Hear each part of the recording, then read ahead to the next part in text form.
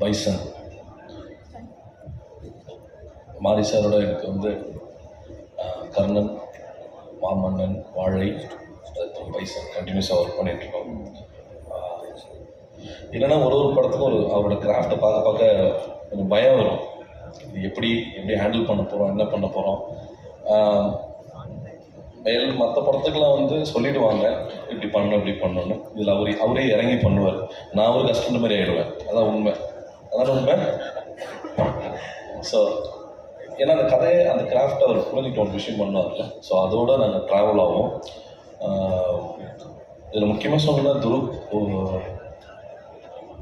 ஒரு சில ஷார்ட்டில் நான் வேணான்னு சொல்லுவேன். இப்படி சைலண்ட்டாக நிற்பார். அங்கேருந்து இயக்குனர் வந்து இந்த ஷார்ட் பண்ணி அவரே பண்ண வைங்க அப்படின்னுவார். பண்ணிவிடுவார். பயமாக இருக்கும். ஏன்னா படம் கண்டினியூஸாக ஷூட் பண்ணணும். ஒரு ட்ராவல் இருக்குது படத்தில். அடிக்கடி எதுவும் பற்றாமல் எதுவும் இதாகாமல் பார்த்துக்கணும்ல. அந்த ஒரு பயம் இருக்குது. ஆனால் அவர் கொடுக்குற கான்ஃபிடென்ஸ், டேரக்டர் கொடுக்குற கான்ஃபிடென்ஸில் நம்ம ஒரு கொரியோகிராஃபியில் அவர் ஒன்று பண்ணுவார். துருவோட உழைப்பு வந்து இந்த படத்தில் மிக கடினமான உழைப்பு. ஏன்னா நாங்கள் ஒரு ரெஸ்ட்டே கொடுக்க மாட்டோம். ஒரு ஷார்ட் எடுத்துகிட்டு இருப்போம்.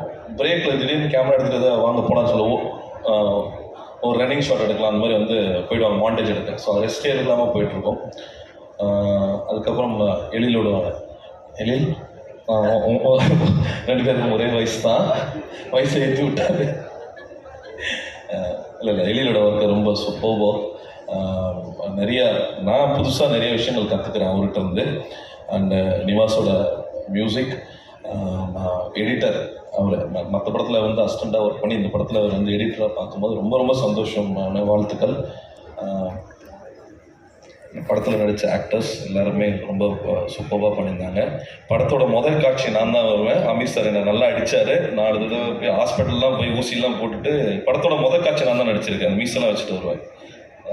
லால் சாரோட தம்பியாக நான் தான் நடிச்சிருப்பேன். டைரக்டருக்கு என் மேலே என்ன கோவம்னு தெரியல, போட்டு நான் அடி வாங்கும் போது கேமராமேன் கண்ணிலலாம் தண்ணி வருது. அசிஸ்டன்ட் டைரக்டர்லாம் சிரிச்சுட்டு இருந்தாங்க. அது மட்டும் இன்னி வரைக்கும் ஞாபகம் இருக்கு. சூப்பர். அது வள்ளி பற்றி சொல்லணும். ஆக்சுவலாக அந்த அது ரொம்ப முக்கியமான அந்த இன்டர்வல் பாக்ஸ் சீன் வந்து என்னோட அசிஸ்டன்ட் வினோத் தான் பண்ண வேண்டியதாக இருந்துச்சு. எடுத்தார்.